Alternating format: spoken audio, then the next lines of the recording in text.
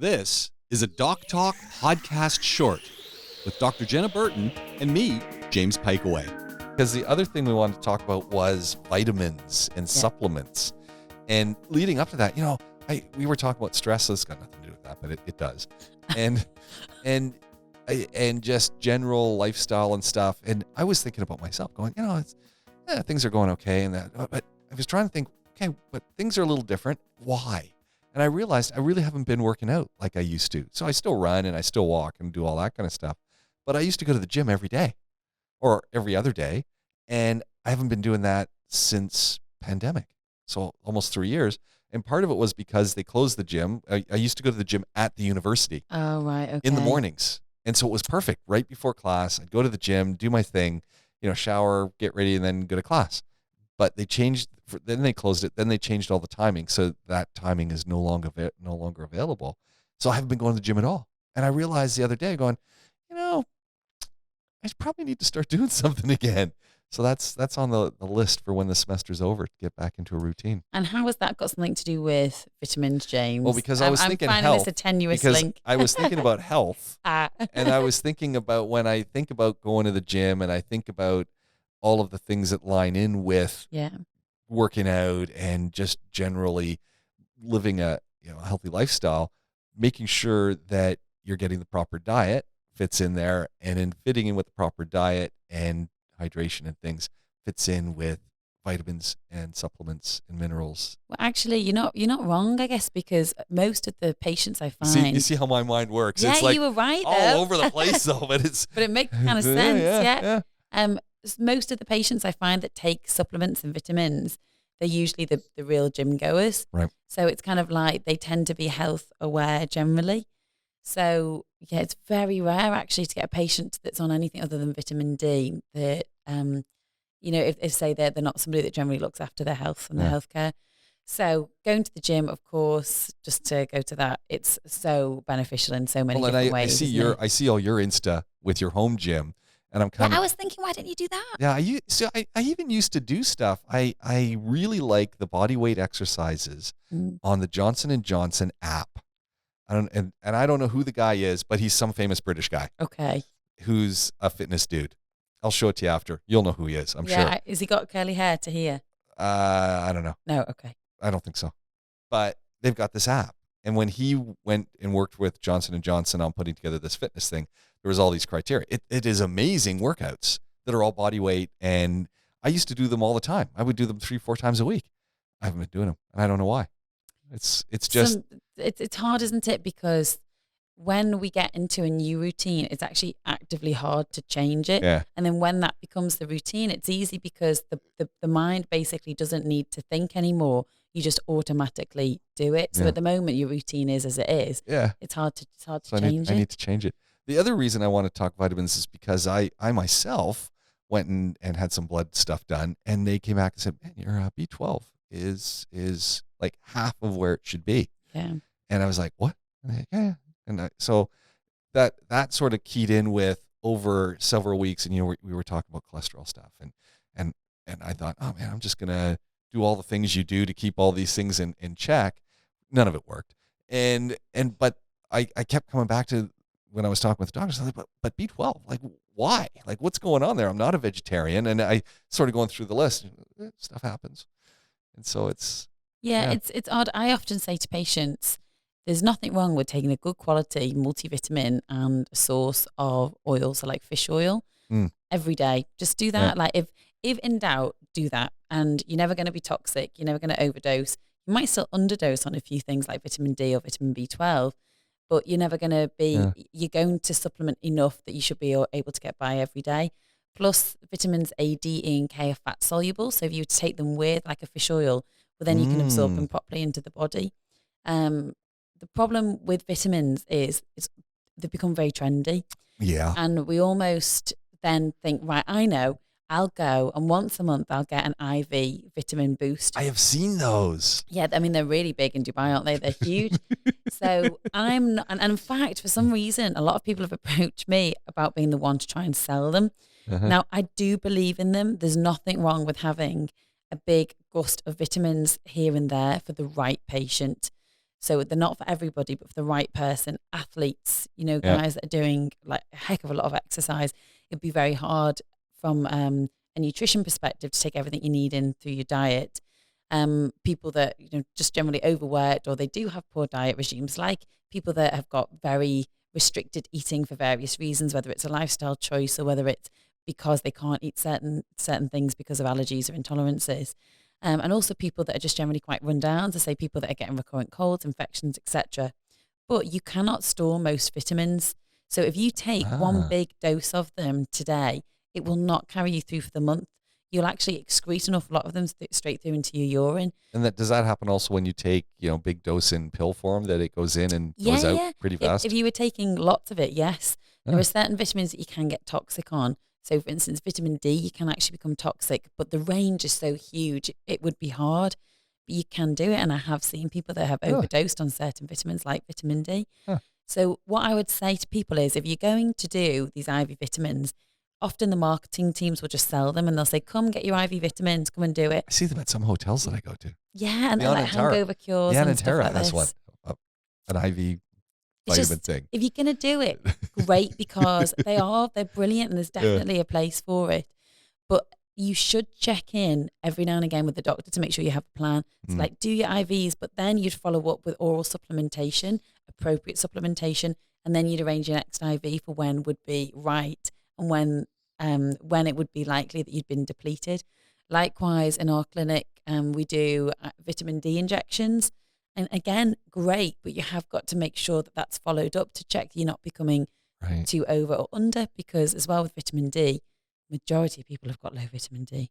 Like low vitamin D, low vitamin B12 are very, very, very common. And you'd think in the UAE, vitamin D is the sunshine hormone. Sorry, sunshine vitamin. You'd think we would have raised vitamin D. Nah. I think I've seen 1 or 2 patients in the last 12 months that have got normal vitamin D. Everyone's low. Wow. So, and we also say... Mine was okay, by the way. Was it? Yeah.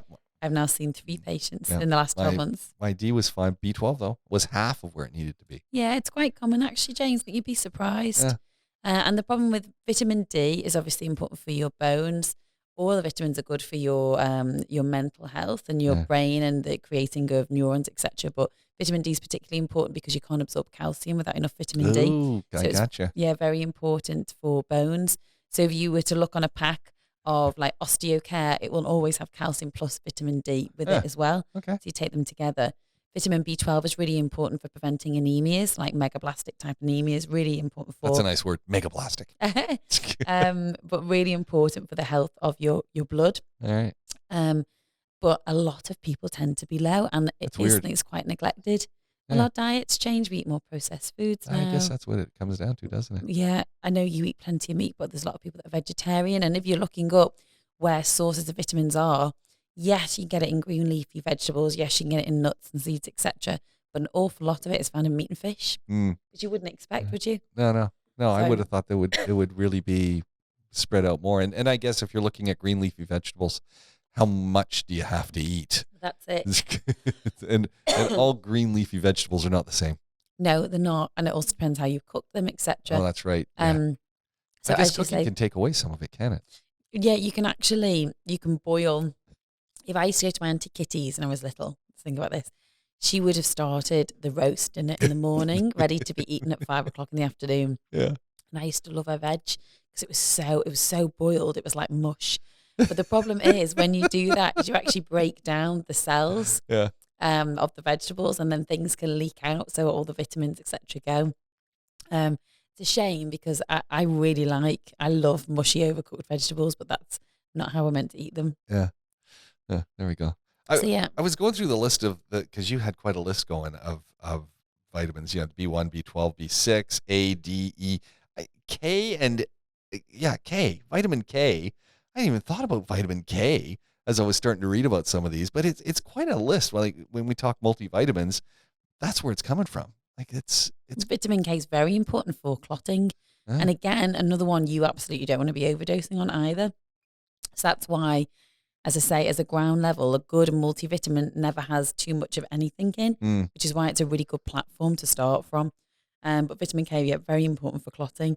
Some people are really well up with their vitamins, and they come in and they know more than I do. You know, they're really like, and I've read about da. And there is a line between what's clinical medicine and are we getting more on the homeopathic side of things? But generally, it's important to make sure you have got enough vitamins and minerals, etc. And even now in the NHS, they're starting to recognise the benefits of complementary type health and using more natural products like this to try and treat health. So like it might be that it's recommended if you have a cold to take a high dose vitamin C, for instance. Yeah. Studies are scarce on how much it helps, but it is believed that it sort of would reduce the severity and the duration of the common cold, for instance, or glucosamine, which you find in cartilage tissue is often used for arthritis, etc. Yeah, I've heard a lot about that. Yeah, even it's recommended now in the NHS if you're suffering with arthritis to consider taking a glucosamine tablet. Never would have been considered years ago. You know, you never think about these things. I remember with glucosamine though, it's a long haul. So like so many of these things, what glucosamine is one for sure, where you start taking it and it could be a month, 2 months before you start to notice any benefit. But that's often a lot of the things that we deal with in healthcare, and patients get bored and they don't see immediate results. Fix. I want instant. Come on, I take the pill. I should be okay. And it's like, no. If you want a quick fix, go and see an anaesthetist. Everything they do happens immediately. You know, you want your blood pressure up, they inject it shoots up. You want it down, they inject something else, it shoots down. Yeah. Everything else in healthcare takes a bit of time. And I spend so much time counselling patients about what to expect. And I'm fortunate that I work in the UAE and I have the luxury of that little bit more time with the patient. I can do that. Yeah. But in a lot of overseas countries, you get 10 minutes. How do you have the time to counsel somebody and explain what to expect? Expect not to expect anything initially, and that it is going to take time. It's hard to get people's heads into that mindset. It's also funny when you start looking at some of these vitamins and minerals and things, and you mentioned glucosamine, there's magnesium, there's zinc as well. But when you start looking at the tablets that you might get, and I'm going back to B12 again, this B12 tablet is tiny. Like it is. You think, how does it do anything? Well, I'm looking at it going, what is it doing? Because usually when you get, medications and things, you want a big tablet. Some of them are giant. Yeah. They're like, they're huge. They're like a Snickers bar.